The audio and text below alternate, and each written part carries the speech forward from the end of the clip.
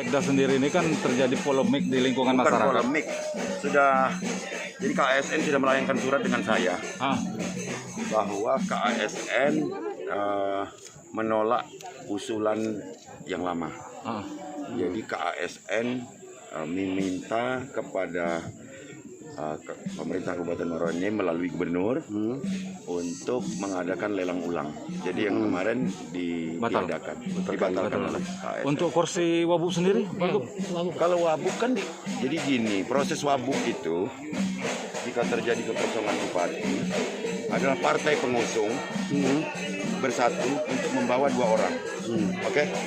Ya, 2 orang minimal itu diajukan ke Bupati Definitif. Saya garis bawahi Bupati Definitif.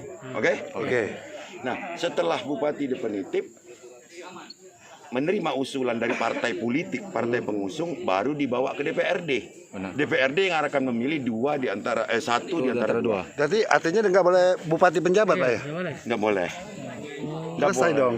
Nggak boleh. Jadi kalau proses Wabub untuk sementara ini, sebelum ada Bupati Definitif, itu prosesnya terhenti dulu. Pak, untuk proses lelang kapan Pak? Sekda.